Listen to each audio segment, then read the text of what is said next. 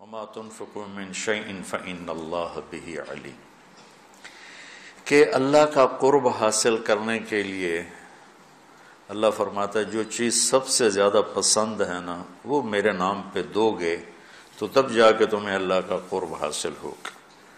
کہ محبت کے مقام تک پہنچنے کے لیے اپنی مرغوبات کو قربان کرنا پڑتا ہے، اور سب سے زیادہ انسان کو جو محبوب ہے وہ پیسہ ہے۔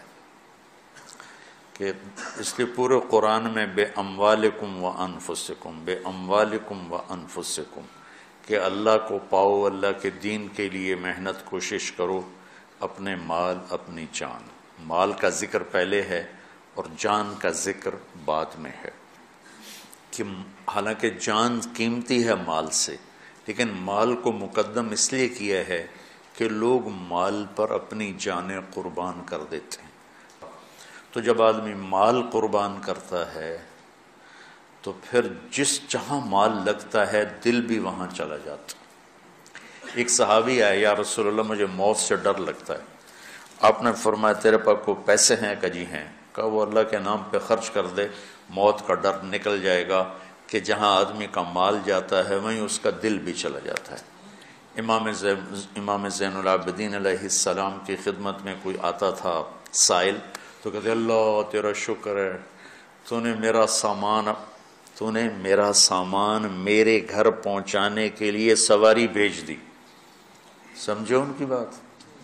یا اللہ تیرا شکر ہے تو نے میرا سامان میرے گھر پہنچانے کے لیے سواری بھیج دی، کہ جو میں اس کو دوں گا وہ تجھے دینا ہے، اور جو تجھے دوں گا وہ جنت میں میرے لیے جمع ہو جائے گا، اور اصل گھر ہمارا جنت ہے، دنیا نہیں ہے۔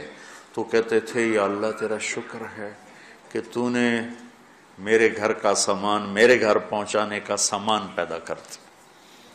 تو کہ یہاں کا مادہ مٹی ہے، وہاں کا مادہ مشک و عنبر ہے، وہاں کی گھاس زعفران کی ہے، یہاں زعفران اتنا سا ملتا ہے اور لاکھوں روپے کا کلو ملتا ہے، اور وہاں پوری میدان میں جو گھاس ہے وہ زعفرانی ہے، اور گھر کی ایک اینٹ موتی کی ہے، ایک اینٹ زمرد کی ہے، ایک یاقوت کی ہے، ایک زمرد کی ہے، ایک سونے کی ہے، ایک چاندی کی ہے، بیچ میں مشک کا گارا ہے اور زعفران کی گھاس ہے، اور اللہ کا عرش اس کی چھت بنایا گیا ہے۔ اور وہ اندر بیٹھو تو باہر نظر آتا ہے، باہر بیٹھو تو اندر نظر آتا ہے۔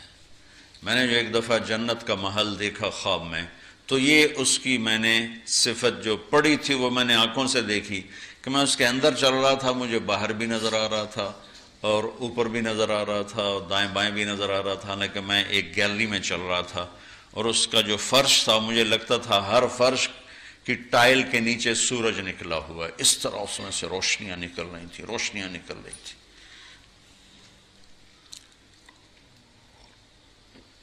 میں حور کو بیان کرتا ہوں جو ابن القیم نے لکھا ہے، لیکن جو میں نے دیکھی ہے وہ میں بیان نہیں کر سکتا، میں اس اب بھی دیکھ رہا ہوں۔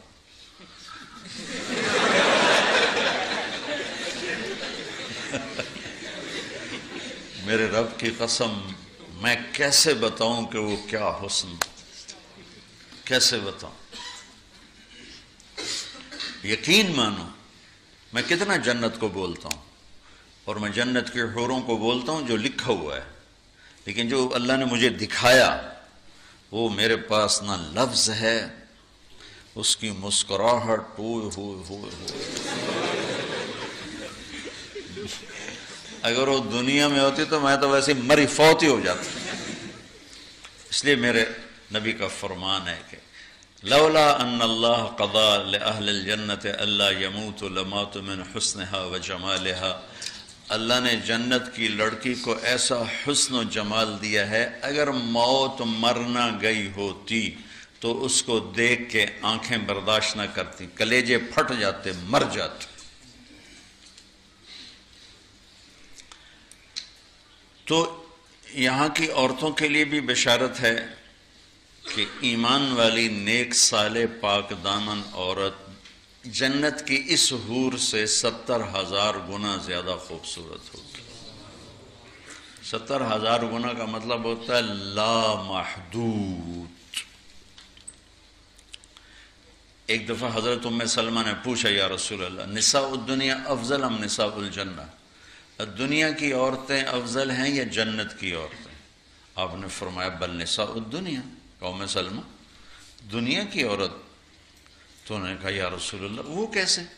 یعنی ہم تو مٹی سے بنی ہیں اور گندگیوں میں بھری ہیں، اور وہ تو مشک عنبر زعفران کافور سے بنی ہیں، پاک پاکیزہ ہیں۔ تو آپ نے فرمایا ام سلمہ بصلاتہن وصیامہن وعبادتہن للہ عز وجل۔